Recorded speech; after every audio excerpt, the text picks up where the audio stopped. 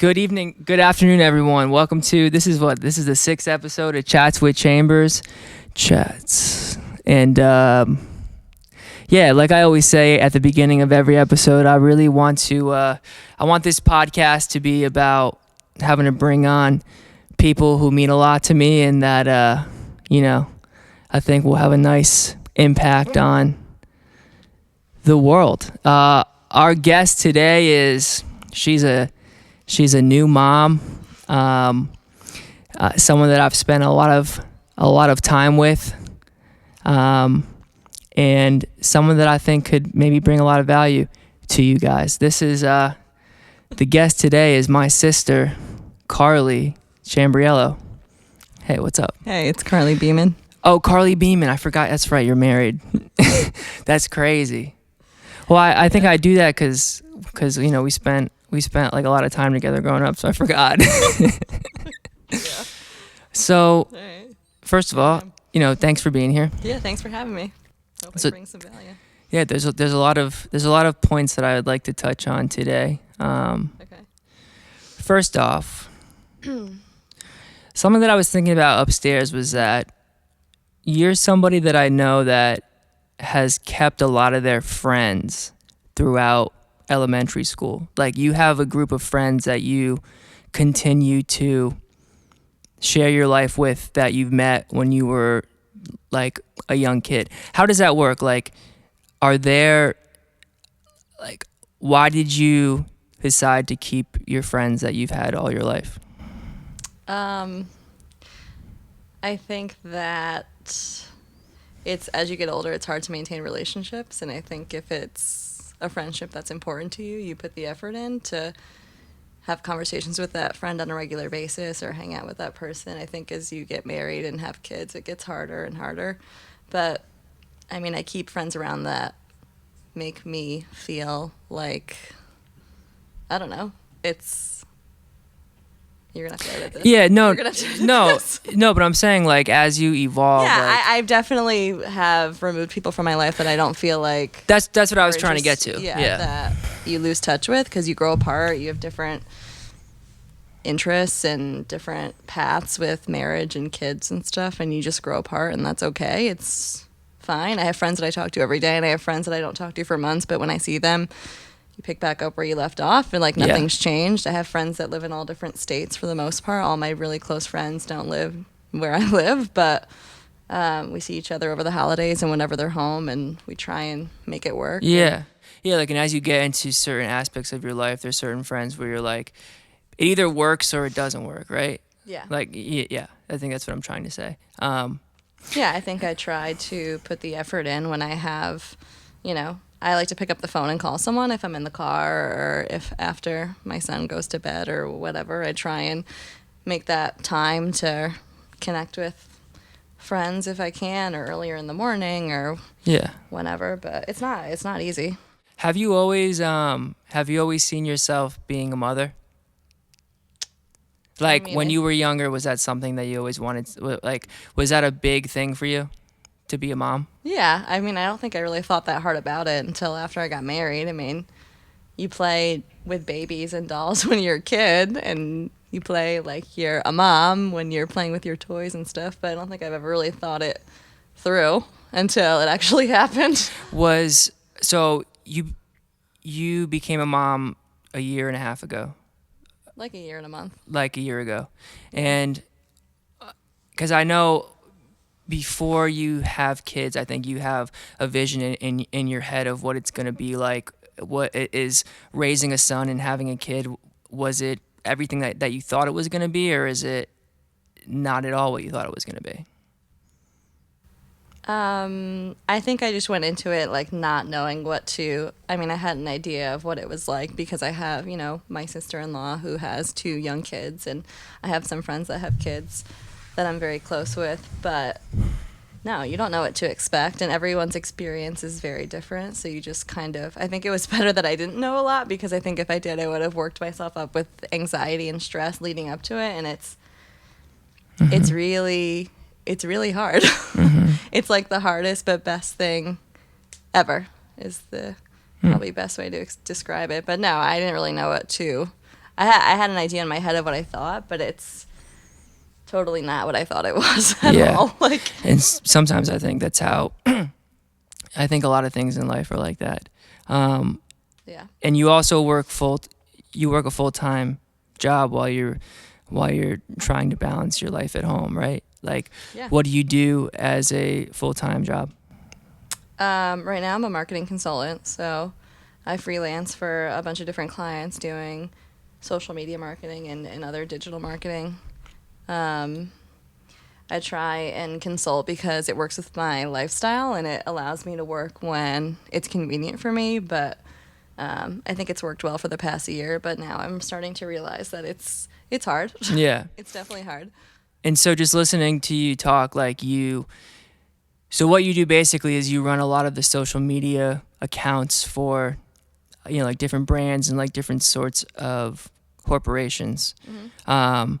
And obviously when you were in high school, when you were growing up, I'm going to jump a little bit. Like, you got to see Facebook and all that kind of stuff when like it first was out. Mm-hmm. You know what I mean? Mm-hmm. And obviously Facebook back when you were growing up until where Facebook and social media is right now, it's completely different. I guess, what are the hardest sections of your work? Like, how does social media act now compared to where it was maybe when you first saw the application Facebook when like it first came out? Like, how does that what are like the major differences that I guess that you notice as far as social media goes? I mean, I think when I first started working full time, Facebook was definitely like the way of the future with digital marketing. Instagram wasn't really like what it is now, and there was no TikTok at the time. When Facebook first came out, we used it just for people to connect with each other. You had to have like a college ID, and now it's a huge asset for business and for digital marketing. I think Facebook is a different audience than some of these other social media platforms. So you tailor your strategy and your voice and your messaging based on who you're targeting or who you're reaching, I guess. But it's interesting. It's definitely evolved over the years. I mean, as most people know, Meta owns Facebook and Instagram, so they work together, but against each other at the same time. But no, I mean, it's definitely just like evolved a lot. Social media is the way of marketing, of digital marketing right now. Yeah, like I always feel like no matter what kind of job you're in, you always like if you're not online, because that's where everyone's attention is. Yeah. Yeah. I wanted to ask you, did you play any sports when you were in high school? I was a cheerleader. Yeah. I was the captain of the cheerleaders. You were the captain of the sport. Yeah. For those who don't think it is a sport. Yeah, I danced competitively in high school. I think I tried pretty much everything growing up: soccer, basketball, softball. But cheerleading and dance were definitely my two sports that I continued through high school that I loved. Yeah. No, because I feel like a lot of people don't think that it's a sport, but I think it's a sport. And you guys used to go to like competitions where you would like have to compete like against other schools and that, and like a lot of the friends that you had back when you were on that squad are still like your friends now. So like I think also too it kind of created some sort of like camaraderie. Yeah, definitely. Are you married? Yes. Yeah. So if you wouldn't mind, could you share a little bit about your husband? Sure. Like how did you guys meet? Yeah. So can you talk into the mic a little bit more? Oh, sorry. It's okay. You're good. You're good. That's good. We met at the gym. I teach fitness classes on the side, and my husband works full time as a personal trainer. So we had been working together, not directly working together, but I guess working at the same company. But I love working out, and fitness is a huge part of my life. So I'd always been exercising and taking his classes. Before I really knew him personally, I had been taking his classes, and we had a mutual friend that took both of our classes that we, kind of set us up, and the rest is pretty much history. Wow. Yeah. I love hearing that. How has because I know that you're massively into fitness and kind of maintaining a healthy lifestyle, and I think that's important for all aspects of life. How has fitness and working out, how has that made you a better mother or like a better wife, or how do you incorporate what you learn in working out into your regular day-to-day life? I mean, for me, working out, like the physical aspect of it, makes me feel emotionally stronger. And it makes me, I think if you take care of your body, you can take care of your mind. Like, you feel better after you work out. You have more energy, you have more motivation, at least for me or a lot of people. I think having just getting out the door and getting into the gym and committing that hour to yourself is super important, even if it's not, if it's 3 times a week, and that's going to be my hour of dedication to myself. I think as you get married and become a parent, your priorities kind of shift where your child is your number one priority. But it's so important, I think, to still like not lose yourself and have that time to work on yourself. I think after having a baby, like obviously your body changes. You're going through all sorts of life. Your life has physically altered like drastically over the course of 24 hours, and it's a lot to process and it's overwhelming. And I think fitness for me has been like that one constant that has always been there for me, and I love it. So if you enjoy what you're doing, I think I love teaching classes and being in a class because I like the energy of being with other people and I like to be motivated by somebody. And I think a lot of people that take my class feel the same way. And I've made so many great friends through the gym, and I feel like I see people at the gym more than I see my own family sometimes, because they're like a second family to me, like I see them 3 or 4 times a week if I'm teaching class. And we have this joint goal of trying to become the best version of ourselves, and I help them get there. And if I'm not teaching, I try and exercise when I can, whether it's walking outside with my son or my husband or whatever. But so important to move your body so that you feel mentally stronger. Yeah, I think what you said too really, you know, I think you have to be able to take care of yourself first, so you can take care of like the other people around you, right? Yeah. Like, Yeah. right. I mean, that's kind of Yeah, it's hard to balance, but even just like there's so much like in the first 6 months of postpartum, like so much lifting. Like I had like a very stiff neck and shoulder. I had to go see a doctor because I was picking up my son so much and putting him over my shoulder that I literally could not turn my head. And it's just like things you don't think about. Like that's why I work my shoulders and things like that at the gym, so I can help carry my son he's huge. Yeah. And it's important to maintain that strength so that I could continue to Big boy. be there for him. Yeah. Yeah. The best way. That makes me think about something else that I wanted to ask you. Like, I think we've heard a lot of our lives too, like, you don't know love until you have a kid, right? You don't know the true meaning of what it is to love something or someone until you are able to birth your own child, right? And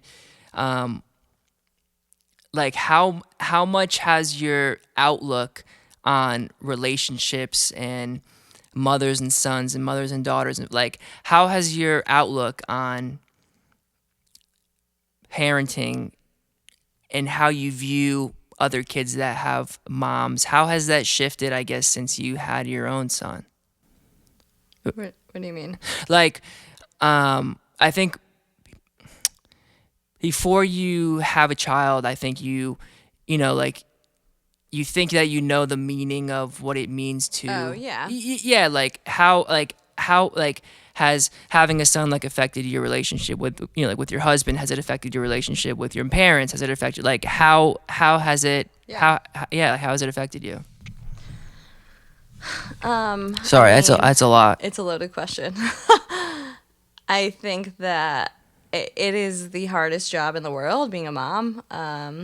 It is so hard, but like so rewarding and special at the same time. And I think like not without having your partner by your side, it would be incredibly challenging. Like you need support as much as you think that you could do everything by yourself. Like having the support of your partner and going through it together is really special. And it's like overwhelmingly emotional. And I think after you have a baby, like obviously like for a mom, your hormones are like all over the place, and like having that stability from your partner is really important, especially in those like first couple months where you're still trying to adjust to your new life, and your whole life revolves around like keeping this human alive. And it's just like you have a lot more respect, I think, for your parents, because it's just like it's so much work, and but there's so much love. Like you never love something more than you love your own child. Like I never knew that I had that much love inside of me to give to somebody else besides my husband. And it's that's just really it's awesome. Yeah, wow, I think that was like really beautifully said. Another thing I wanted to ask you, what are your because I know that there's a lot of things going on right now on the internet. What are your thoughts on Miss Rachel? I mean, I think you know what my thoughts are. Yeah, has she been an asset to your life? Yeah, very much so. She is like our third parent. Yeah. I don't think we could have survived this first year without her. I think there's so many times when, I don't know, like you can't even feel like you could take a shower or like go to the bathroom unless they're being entertained. I think once they start crawling and moving, they need to be paid attention to constantly, and sometimes like you just can't do it. Like I need to be able to take a shower. I need to be able to go to the bathroom, and in situations like that, Miss Rachel is a great thing to have. I know that babies aren't supposed to look at a screen until they're 2, is what they tell you, but she has, I think, taught him how to say, his first few words. I think he learns, emotions, and he's so little, but I feel like he's absorbed so much from the show, and he loves it. So if he loves it, we love it. Yeah, no, I think that's, especially for somebody that, because you have really only been a mother for a year, but along the way, I think you're, I'm not a parent, so maybe anything that I'm saying really doesn't mean anything, but I think like you learn along the way, right? Yeah. I wanted to ask you something else. So obviously, you're my sister, right? And you grew up with with me, and then we have another older brother, Ryan. And I think my head just kind of goes to, what is it, because I know a lot of families that either have all boys or all girls. Like, what is it like having to grow up with 2 guys? Like, you ever feel like isolated, or is it something that you feel like you wish you had a sister, or how does it feel having to grow up with older brothers and being the middle child? Yeah. I never really thought about it that way. Like, I wish I had a sister. I think we have a lot of like close cousins, like that are girls, and I had a lot of growing up, we have close friends that it never really felt like I didn't have like a sister to like talk to or lean on. But I think having 2 brothers is, you have to learn how to have thick skin very young. I think I have thicker skin than both of you. So Damn. Yeah.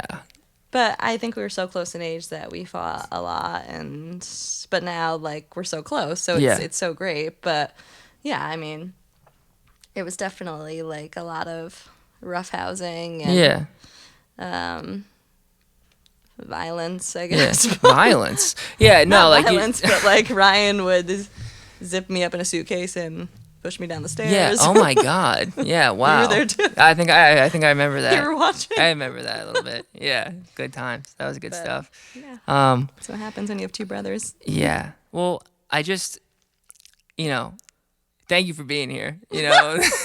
This was a lot of fun. I think, thanks for being a part of this episode.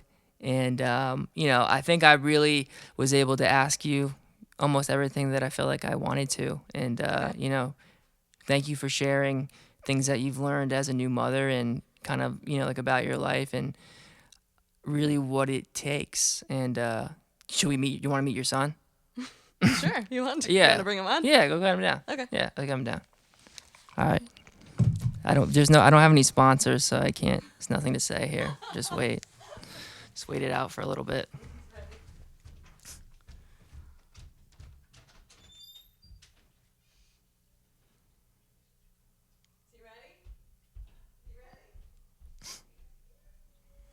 All right, we're gonna meet my nephew. His name is Brooks. He's super cute.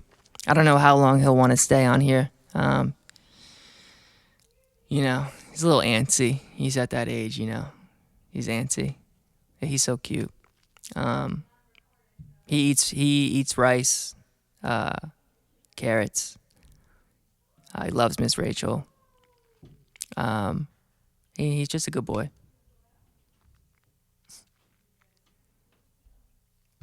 We have the same.